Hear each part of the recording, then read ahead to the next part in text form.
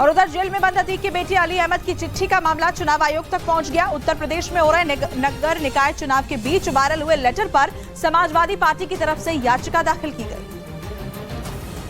जिसमें शिकायत की गई कि नैनी की सेंट्रल जेल में बंद अली अहमद के नाम से वायरल चिट्ठी की जांच कराई जाए, जिसमें समाजवादी पार्टी और बीजेपी को वोट न करने की अपील की गई थी। याचिका में चिट्ठी को फर्जी बताकर पूरे मामले की जांच कराए जाने और जिम्मेदार लोगों के खिलाफ सख्त कार्रवाई किए जाने की मांग की गई। याचिका में दावा किया गया कि नगर निकाय चुनाव में समाजवादी पार्टी को नुकसान पहुँचाने के मकसद से चिट्ठी वायरल की गयी और इसके लिए जेल में बंद अतीक अहमद के बेटे अली अहमद के नाम का इस्तेमाल किया गया।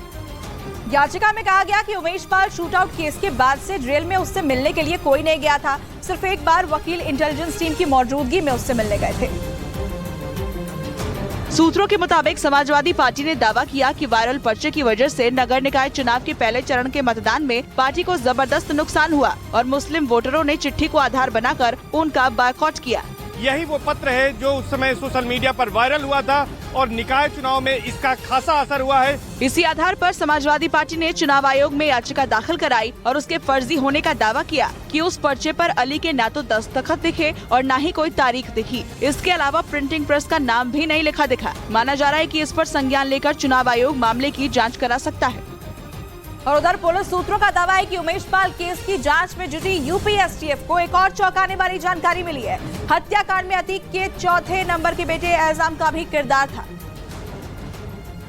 और उसने ही हत्याकांड से जुड़े सभी शूटरों के साथ ही जेल में बंद अपने पिता अतीक अहमद, चाचा अशरफ और मां शाइस्ता परवीन के बीच बातचीत कराने के लिए आईफोन की क्लाउड आईडी बनाई थी। सूत्रों के मुताबिक इन सभी की फेस टाइम ऐप के जरिए बातचीत होती थी, जिस पर एजम ने ठाकुर 008@icloud.com के नाम से आईडी बनाई थी। अतीक अहमद ने अपने चौथे बेटे यानी नाबालिग एजम को भी एक आईफोन दिया था और इस आईफोन की जो आईडी बनाई गई थी वो ठाकुर के नाम से बनाई गई थी। उमेश पाल शूटआउट केस के बाद से वो बाल संरक्षण गृह में है और आगे उस पर भी शिकंजा कस सकता है। उसके बारे में एक और हैरान कर देने वाला तथ्य सामने आया। पुलिस सूत्रों के मुताबिक वो मशहूर फिल्म शोले से काफी प्रभावित था, इसलिए वो खुद को ठाकुर मानता था और उसने फेस टाइम ऐप पर अपनी आईडी भी ठाकुर के नाम से ही बनाई थी, जिसके जरिए उमेश पाल हत्याकांड के सभी आरोपी एक दूसरे से बात करते थे, जबकि वो उमेश पाल को गब्बर बुलाता था। उसने अतीक अहमद की फेस टाइम आईडी बड़े 006 और अशरफ की आईडी छोटे 007 कोड वर्ड से बनाई थी। इसी तरह वकील सौनत हनीफ की फेस टाइम आईडी एडवो 10 बनाई थी। यानी अतीक का चौथा बेटा अजम का भी उमेश पाल हत्याकांड से कनेक्शन सामने आया, जबकि वो अभी नाबालिग है। अतीक अहमद के करीबी खान सौलत हनीफ ने उमेश पाल हत्याकांड में साजिश की बात कबूल कर ली कि वो उमेश पाल की रेकी कर रहा था और उनकी लोकेशन शूटर तक पहुंचाई थी।